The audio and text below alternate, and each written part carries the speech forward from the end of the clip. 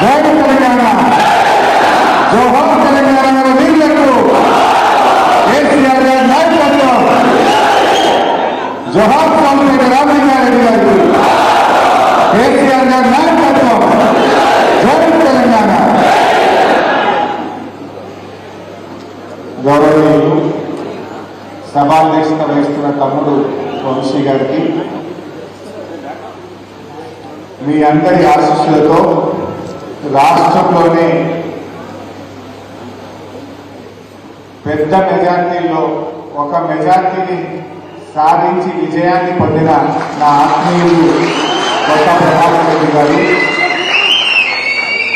గౌరవ deputy chairman సోదరిమణి రోజా రాధాకృష్ణ శర్మ గారు, మన ఎమ్మెల్సీ గారు గౌరవనీయులు డాక్టర్ యాదవ్ రెడ్డి గారు, డీసీసీబీ చైర్మన్ చిట్టి దేవేందర్ రెడ్డి గారు, డీసీఎంఎస్ చైర్మన్ శివకుమార్ గారు, గౌరవ సీనియర్ నాయకులు మనోహర్ అన్న గారు, కత్తి కార్తీక గారు, గౌరవ మున్సిపల్ చైర్మన్ వనితా భూమిరెడ్డి గారు, గౌరవనీయులు రాధాకృష్ణ శర్మ గారు, గౌరవనీయులు రొట్టె రాజమౌళి మంత్రులు గారు, వెంకట నరసింహారెడ్డి గారు, మోహన్ రెడ్డి గారు, ప్రభాకర్ రెడ్డి గారు, ఎర్రోళ్ళ శ్రీనివాస్ గారు, మా తమ్ముడు సోలిపేట సతీష్ రెడ్డి గారు, గౌరవ జెడ్పీటీసీలు, ఎంపీపీలు, మార్కెట్ కమిటీ చైర్మన్లు, ఆత్మా కమిటీ చైర్మన్లు, మున్సిపల్ కౌన్సిలర్లు, ఎంపీటీసీలు, సర్పంచులు,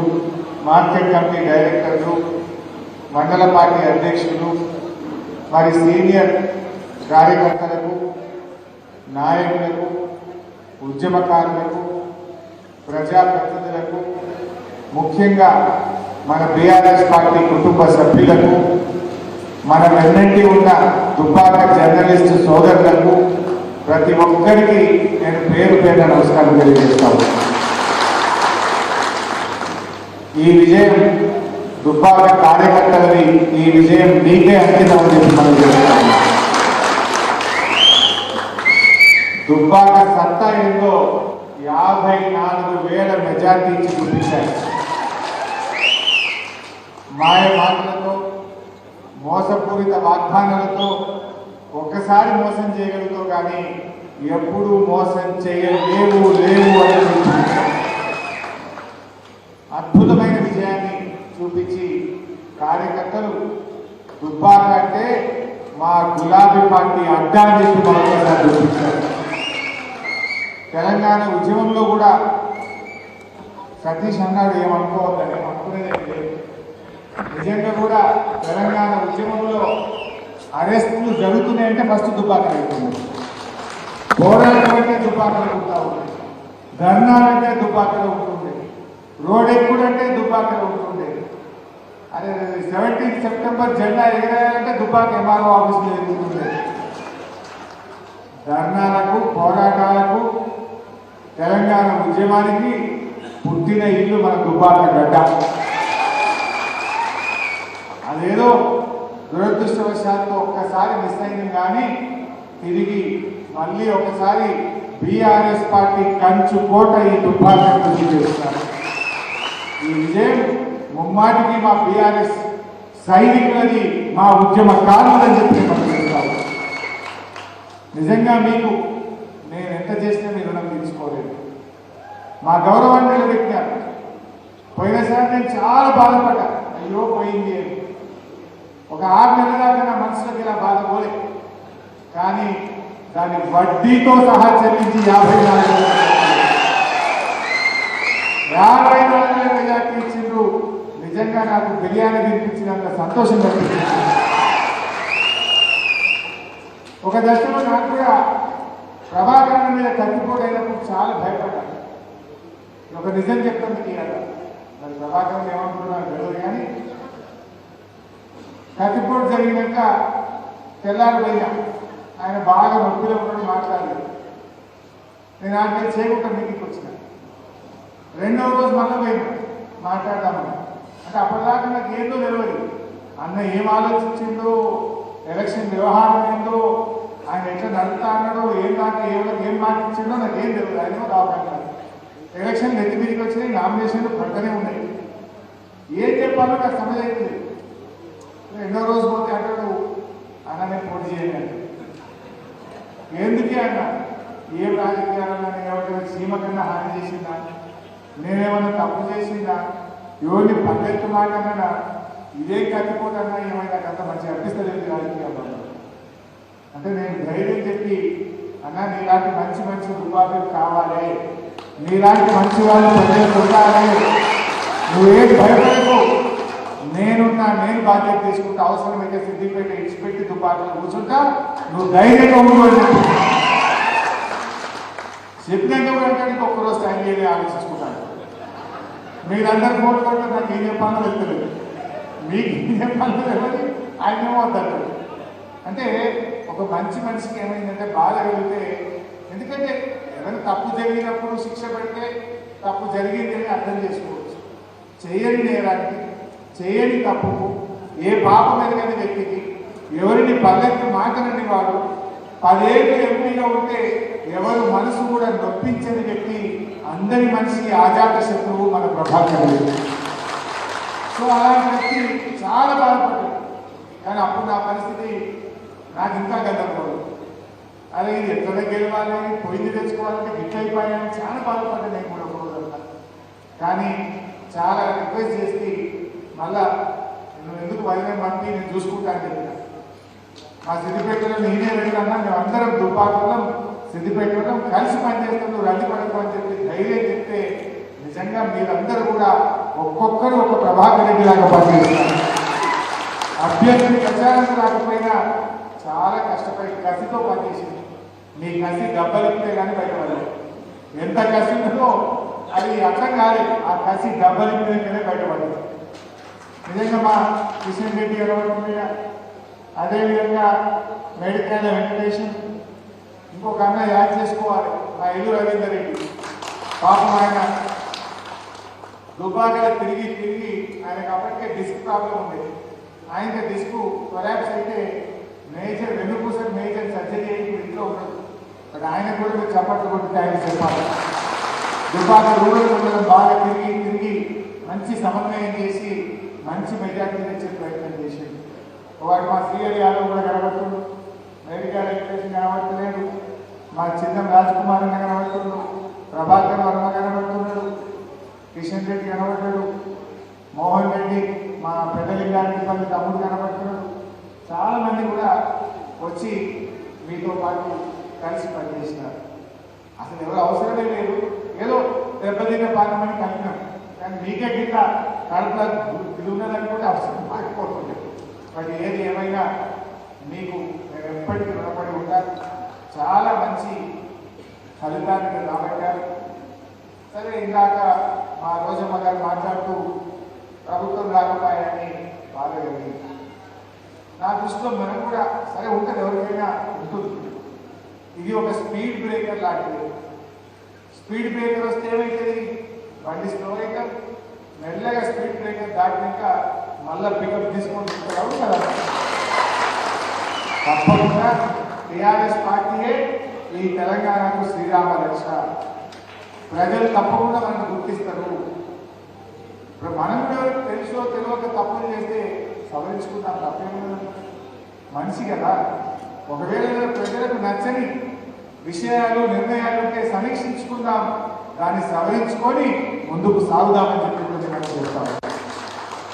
అయితే ఇక మీరందరూ కూడా ఎవరు ధైర్యం పడాల్సిన అవసరం లేదు. టీఆర్ఎస్ పార్టీకి ఇది కొత్త కాదు. ఎన్నో జయాలు చూసినాం, అపజయాలు కూడా చూసినాం, పూలబాట చూసినాం, ముళ్ళబాట చూసినాం, ధర్నాలు చేసినాం, పోరాటాలు చేసినాం, జైళ్ళలో పడ్డాం, లాఠీ దెబ్బలు తిన్నాం, రైలు పట్టాలెక్కినాం, తెలంగాణ రాష్ట్రాన్నే సాధించాం కదా. టీఆర్ఎస్ లేకపోతే, ఈ గులాబీ సైనికులు లేకపోతే తెలంగాణ వచ్చేదా? కానే కాదు, రానే రాదన్న తెలంగాణ తెచ్చిన మనకు ఈ పోరాటం పెద్ద కొత్తేది కాదు. కొట్లాట ప్రజల పక్షాన పోరాడదాం. ప్రజలు మనకు బాధ్యత ఇచ్చింది, ప్రతిపక్షంలో బాధ్యత ఇచ్చినారు. వాళ్ళు చాలా హామీలు ఇచ్చింది. 1 కాదు 2 కాదు 412 హామీలు ఇచ్చినట్టున్నారు. ఇచ్చినా ఇవన్నీ మనం అమలు చేయించాల్సిన బాధ్యత మనకు. టైం ఉన్నది, కొద్ది రోజులు టైం ఇద్దామని ఒప్పుకోబడుతుంది. వాస్తవానికి ఇప్పటికే చాలా మాట తప్పింది. మీకు తెలియదా? ఏమన్నారు? కరెంట్ బిల్లు ఖర్చులే వద్దు, మేము వస్తూనే ఉన్నాం, ఫ్రీ కరెంట్ అన్నారు.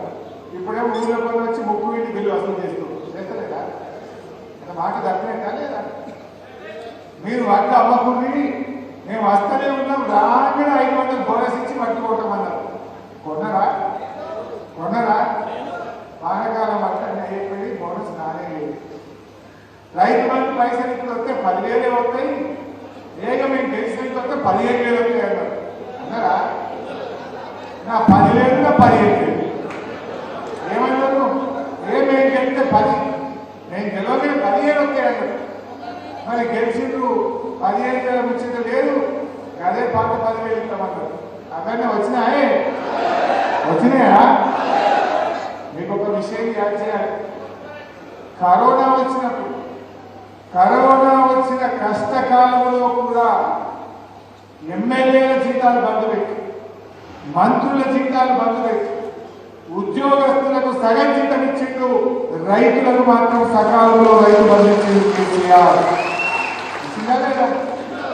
కరోనా వచ్చిన ఏడాది కూడా రైతు బంధు లేట్ కాలేదు, జీతాలు బంద్ అయింది ఎమ్మెల్యేలు మంత్రులు, కానీ రైతులకు మాత్రం రైతు బంధు పైసలు వచ్చినాయి.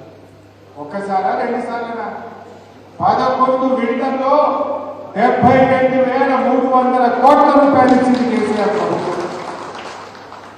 72,300 కోట్ల రూపాయలు ఇలా ఒక్కసారికే ముక్కలకు వచ్చింది. చూస్తలేము ఏం దాకా వచ్చింది, ఇప్పుడు ఎంత దాకా వచ్చింది? ఎకరం కట్ట వచ్చిందా? మరి ఇప్పుడు ఏమైంది? అంటే కేసీఆర్ రైతుల మీద ప్రేమ ఉంటుందా అనేది కనబడుతుందా లేదా? ఇంకో విషయం గుర్తు చేయాలి. మొదలు 2017లో స్కీమ్ వచ్చినప్పుడు ఎకరానికి 8,000 ఉంది. 2018లో గెలిచినాం. గెలవంగానే యాసంగి పంటకు 10,000 రాలేదా? మనం గెలవంగానే 10,000 అన్నాం, తెల్లారికే 10,000 ఇచ్చినాం. కానీ వీళ్ళు గెలవంగానే 15 అన్నారు, మాట తప్పిండ్రు. పోనీ 10 ఇస్తామన్నారు, అవన్న టైం మీద ఇచ్చిందా? ఏమంటున్నారు కూడా రైతులు? యాడ్ చేస్తున్నారా? ఇంకో విషయం గురించి ఆసరా పెన్షన్ బీడీ కార్మికులైనా, బోధకాలు వాళ్ళైనా, ఒంటరి మహిళలైనా, ఎయిడ్స్ పేషెంట్లైనా, ఇలా వితంతువులైనా, వికలాంగులైనా, వృద్ధులైనా 2,000 పెన్షన్ అంటే 2,000 ఇచ్చినామా లేదా? మీకు ఒక విషయం యాడ్ చేస్తున్నా. మనం మొదటిసారి గెలిచినప్పుడు 200 పెన్షన్ను 500 పెంచి 1,000 రూపాయలు ఇస్తామన్నాం, ఇచ్చినామా లేదా? రెండవసారి గెలిస్తే 2,000 చేస్తామన్నాం.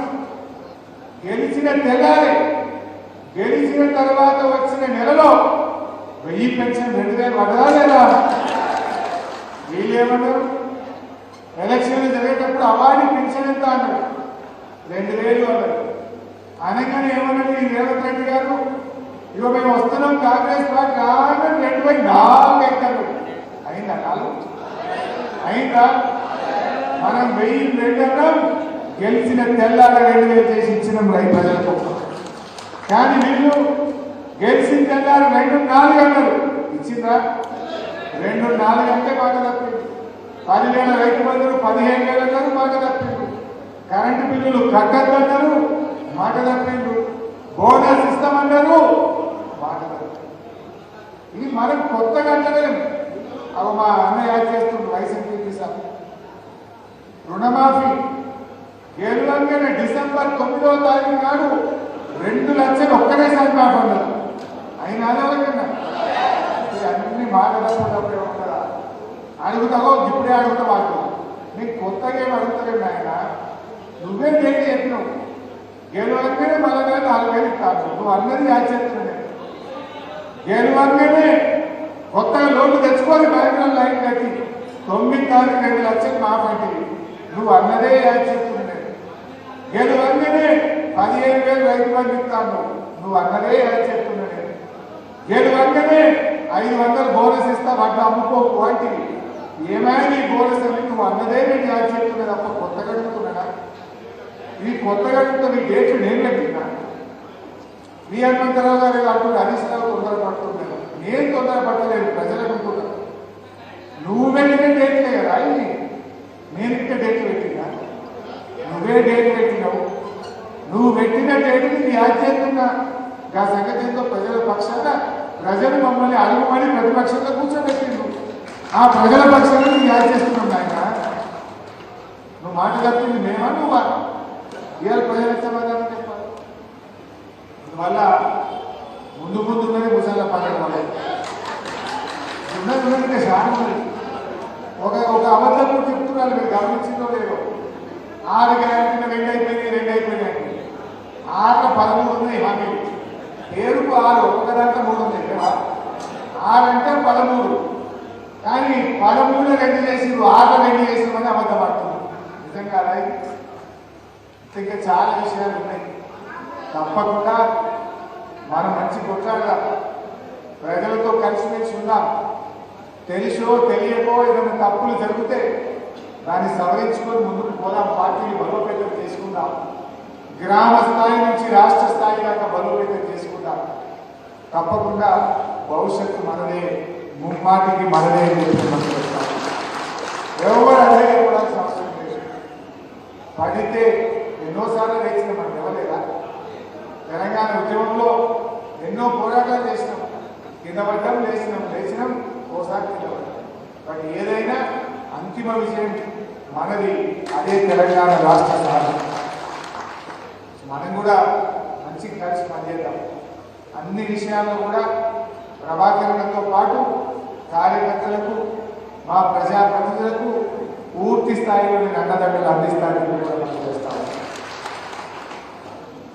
ఎందుకంటే ఎక్కడ కూడా కార్యకర్తలు అధైర్యపడాల్సిన అవసరం లేదు. ఒక 6 నెలల తర్వాత, ఏడాది తర్వాత ప్రజలు తప్పకుండా మన మంచితనాన్ని గుర్తిస్తారు. ఎందుకు ఈ మాట్లాడుతున్నా? ఎప్పుడైనా 4 రోజులు చూస్తే అర్థమైంది కదా. 4 రోజుల తర్వాత మనమేంటి, వాళ్ళేంటి, పాలేంటి, నీళ్ళేంటి అర్థమైతే కావాలి. ఇప్పటికే కొద్ది చాలా అయింది. ఒక్క ఏడాది 6 నెలలు అయితే అంతా బయటపడుతుంది. అప్పటి ఆత్మాన్ని కొద్దిగా ఒప్పుకోవాలి. నేనున్నా మీతో పాటు. ఇంకో ముఖ్యమైన విషయం కార్యకర్తలతో, పార్లమెంట్ ఎన్నికలు ముందు రాబోతా ఉన్నాయి. ఇవాళ తెలంగాణ ప్రజలకు శ్రీరామ రక్ష మన బీఆర్ఎస్ పార్టీ. ఈ 2 పార్టీలు, ఈ 2 జాతీయ పార్టీలకు కేంద్రంలో అధికారం కావాలి తప్ప తెలంగాణ ప్రజల యొక్క బాగోగులు వీళ్ళకి పట్టాయి. మీకు చిన్న ఉదాహరణ చెప్తాను. మన రాష్ట్రం వచ్చిన తొలినాళ్లలోనే 7 మండలాలను లోయర్ సీలేరు పవర్ ప్రాజెక్టును ఆంధ్రాకి అప్పచెప్పింది 2 పార్టీలు కాదా? బిల్లు పెట్టింది బీజేపీ వాడు, మద్దతు ఇచ్చింది కాంగ్రెస్ వాడు. ఇద్దరు కలిసి 7 మండలాలు ఆగం చేసింది. లోయర్ సీలేరు పవర్ ప్లాంట్ ఆగం చేసింది. ఒకవేళ కాంగ్రెస్ మద్దతు ఇవ్వకపోతే ఆ బిల్లు రాజ్యసభలో పాస్ అవుతుందా? అంటే ఇద్దరు తోడు దొంగలు, ఇద్దరు కలిసి తెలంగాణకు అన్యాయం చేసింది. ఈ ఇద్దరికి ఓట్లు కావాలి, సీట్లు కావాలి తప్ప తెలంగాణ ప్రజల బాగోగులు పట్టాయి. ఏ రోజు ఆలోచించింది బీజేపీ? ఏ రోజు ఆలోచించింది కాంగ్రెస్? మనకు జాతీయ ప్రాజెక్టు కావాలని మనం పోరాటం చేస్తే ఇయ్యంది బీజేపీ, మనతో పాటు మద్దతు పలకండి, అడగండి కాంగ్రెస్ పార్టీ.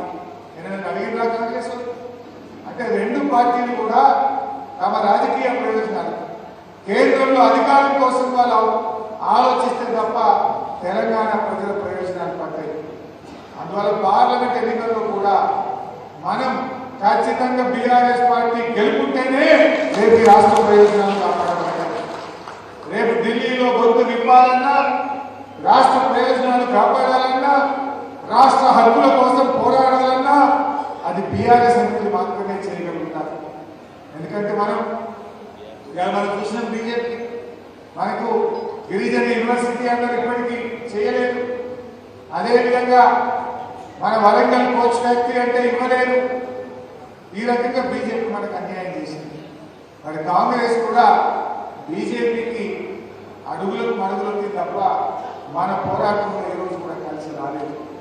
ఇవాళ రేపు భవిష్యత్తులో మనం ఎక్కువ ఎంపీ సీట్లు గెలవాల్సిన అవసరం, బీజేపీకి మనం బుద్ధి చెప్పాల్సిన అవసరం, కాంగ్రెస్ పార్టీ కూడా గుణపాఠం చెప్పాలి. ఎందుకు నువ్వేమన్నా అందరూ ఒక్కడనే చేసినావా?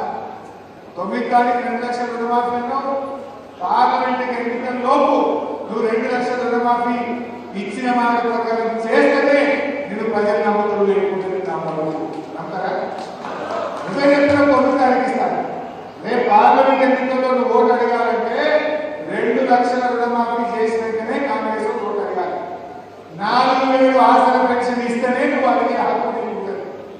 బోనస్ ఇచ్చినాకనే నీకు పార్లమెంట్ ఎన్నికల్లో ఓటు అడిగే హక్కు ఉంటుంది. నువ్వే చెప్పినావు, ఇస్తేనే చెప్పినావు, డేట్ నువ్వే చెప్పినావు, చెప్పి ఓటు వేయించుకున్నావు కనుక ఇచ్చినాకనే రేపు పార్లమెంట్ ఎన్నికల్లో ఓటు అడిగే నైతిక హక్కు కాంగ్రెస్ పార్టీ. ఈ విషయాలలో ప్రజల్లో మనం కూడా చర్చ పెట్టాలి. ప్రజలు ఆలోచిస్తారు. ఎందుకంటే ఈ డేట్లు నువ్వు పెట్టుకున్నావు, నేను పెట్టుకున్నాను, కాంగ్రెస్ పార్టీ పెట్టు. వాళ్ళు ఇచ్చిన డేట్ ఏంటి? వాళ్ళు ఇచ్చిన డేట్లు వాళ్ళే తప్పిండు, వాళ్ళు ఇచ్చిన మాట వాళ్ళే తప్పిండు కనుక మరి మనం దాన్ని ప్రజల్లో చర్చ పెట్టాల్సిన బాధ్యత కార్యకర్తలుగా మనలో ఉంది. సో ముఖ్యంగా మా బీఆర్ఎస్ కార్యకర్తలు, ప్రజాప్రతినిధులు మంచిగా ప్రజలు అందుబాటులో ఉన్నాయి. బలమైన నాయకత్వం మనకే ఉంటుంది. ఇంకో చిన్న సూచన కూడా ఇవ్వాలి. మీకు మాట ఇచ్చిన కార్యకర్తల మీటింగ్లో కూడా ఎప్పుడు సర్పంచ్ ఎన్నికలు, ఎంపీటీసీ ఎన్నికలు, కౌన్సిలర్ ఎన్నికలు వచ్చినా నేను మీకు వెన్నంటి ఉండి దగ్గర ఉండి గెలిపించుకుంటాను మాట ఇచ్చినా తప్పకుండా నేను నిలబడతాను అనుకుంటున్నాను. అయితే ఒక చిన్న సూచన ఏంటంటే ఇక వాళ్ళగా చూస్తే ఇప్పటి ఎలక్షన్ పెట్టలేదు, మీరు ఇప్పటి నుంచే తొందరపడి ఖర్చు పెట్టకూడదు. మనసాన్ని నార్మల్గా పెడుతున్నా, ఏడాది పెడుతున్నా, 7 సంవత్సరాలు అయితే మనమైతే గెలవలేని గెలవలేము. రాష్ట్రాన్ని 30 సర్పంచ్ పదవి కాలం అయిపోతుంది. ఈ పార్టీ ఎలక్షన్ జరగాలి, కానీ వాళ్ళు చూస్తుంటే ఎంతో ముందు కనబడుతుంటారు. మరి మనం మీరు ఇప్పటి నుంచి అయితే రేపో బాబు వాడు పెట్టడానికి తిరుగు పెట్టే మరి లేని పరిచయం అవుతుంది. తొందర పడుతుంది, ఇప్పటి నుంచే ఖర్చు పెట్టుకుంది. ఎప్పుడు వచ్చినా నేను ఇంకా మా బీఆర్ఎస్ కార్యకర్తలు గెలిపించుకోవడానికి ప్రభాకరంగా నేను ఇద్దరం కూడా మీకు అంతగా ఉంటాం. మీరు ఇప్పటి నుంచి తొందరపడి జన్మలో పడుతుంది. కళ్ళు కష్టంలో ఉంటుంది, సుఖంలో ఉంటుంది, పండుకోవాలి, సేవ చేయండి, అనేకానికి అందుబాటులో ఉండండి, ప్రజలతో మమేకం కాండి. కానీ ఖర్చులు తీసుకుని పెట్టుకోండి ఇప్పటి నుంచి. అంటే పెట్టుకున్నావా? అట్లా తొందరపడి నుంచే ఖర్చు పెట్టుకోకూడదు. కొన్ని వాళ్ళు అందరూ సూపర్వైజర్ ఊళ్ళో అంటారు. వాళ్ళు మనంగా నిజాయితీ ఉండడానికి నెలగా చూసుకుని 6 నెలకో 50కో ఎక్కువ పెట్టారో ఏది వాళ్ళు ఉన్నప్పుడు చూసుకుందాం. సో అందువల్ల ఇప్పటి నుంచి మీరు మా కార్యకర్తలు ఇప్పటి నుంచే స్టార్ట్ చేయకుంటే మెల్లగా 4 రోజులు అయితే దానికి మీద స్పష్టత వచ్చినాక నేను కూడా మీతో పాటు ఉంటాం. దగ్గరుండి మేము మంచిగా గెలిపించుకొని ప్రతి కష్టపడ్డ కార్యకర్తలు కూడా కనుక పెట్టుకుని కాపాడుకుంటాం. ఈ కలయిక మంచిగా గ్రామ స్థాయిలో కానీ మండల స్థాయిలో కానీ కలిసిమెలిసి ఉంటాయి. గ్రూపులతో మన మధ్య విభేదాలతో అసలు మనల్ని కలిసి ఉంటే మనము ముట్టుకునే శక్తి కూడా పెట్టుకుంటారు. మన దగ్గరికి వచ్చే దమ్ము, ధైర్యం కూడా లేదు. అంత బలం ఉంటుంది. ఆ కార్యకర్తలు ఏంటంటే గ్రామాల్లో, మండలాల్లో నాయకత్వం దయచేసి కూర్చోండి, ఆత్మీయంగా మాట్లాడుకోండి, కలిసిమెలిసి ఉండండి. విడిపోతే వాడు బాగుపడతారు, విడిపోయి మన కొట్లాడుకుంటే వాడు బాగుపడతారు, మనం నష్టపోతాం. కలిసి ఉంటే కలదు సుఖం. మంచిగా మన కార్యకర్తలు, ఉద్యమకారులు, పాత కొత్త అనేటువంటి తేడా లేకుండా అందరూ కూడా కలిసిమెలిసి పనిచేయాలి. మనకు మంచి నాయకత్వం కూడా ఉంది. చాలా మంది కూడా మన పార్టీలోకి వచ్చారు. అందరం కలిసి పనిచేయాలి. అందరం కలిసి భవిష్యత్తు కోసం, తెలంగాణ అభివృద్ధి కోసం, తెలంగాణ ప్రజల పక్షాన మనం గట్టిగా నిలబడి పనిచేద్దాం. ప్రజలే ముఖ్యం, మనకు ప్రజలే కేంద్రంగా పనిచేద్దాం, ప్రజలకు దగ్గరగా పనిచేద్దాం. మీరు కూడా ప్రజల్లో చర్చ పెట్టండి. నేను చెప్పిన విషయాలు ఉన్నాయి కదా, ఫలానా కార్యక్రమం, ఫలానా ముచ్చటండి, ఫలానా మాట ఇచ్చింది, ఫలానా ఇంకో మాట్లాడి వీళ్ళు మోసం చేసి వీళ్ళు దగా దగా దగా దగా అని ముచ్చట ప్రజలకు పోవాలి. మొత్తం చర్చ పెట్టాలి. మీరు ఎక్కడికక్కడ కూర్చునే కారణం బావి కారణం, బోర్డు కారణం, నాటేసే కారణం, పొలం పండ్ల కారణం, కళ్ళం కారణం, దావత్ కారణం, పెళ్లి కారణం, ఎక్కడైనా కూడా 4 సార్లు చర్చ పెట్టాలి. పెడతా ఉంటే ప్రజల్లో పోతా ఉంటారు. ఆ సోషల్ మీడియాలో ఫేక్ ప్రచారం చేస్తూ ఉంటారు, దాన్ని కూడా తిప్పిపోతారు. అబద్ధాలను గోబల్స్ ప్రచారాన్ని పాల్పడతా ఉంటారు, ఆ గోబల్స్ కూడా ఎక్కడికక్కడ తిప్పిపోతారు. నిజాలను ప్రజలకు వివరించాలి, వాస్తవాలను ప్రజలకు తెలియజేయాలి, ప్రజల పక్షాన్ని నిలబడాలి. సో ఈ రకంగా అందరం ముందుకు పోతాం. ఇంత మంచిగా మరి ఈ కార్యక్రమాన్ని చేసినారు. అక్కడ ఇంత బాగా ఉపేషణ కావున మా కొడుకు ఉపేషణ కూడా బాగా కష్టపడ్డాడు. వారికి కూడా హృదయపూర్వకంగా ధన్యవాదాలు. మా దుబ్బాక కౌన్సిలర్లు, సీనియర్ నాయకులు అందరూ కూడా బాగా కష్టపడ్డారు. వారందరికీ కూడా నా హృదయపూర్వక శుభాకాంక్షలు. కష్టపడ్డ దుబ్బాక నియోజకవర్గ ప్రతి కార్యకర్తకు శిరస్సు వంచి నమస్కారం. జై తెలంగాణ.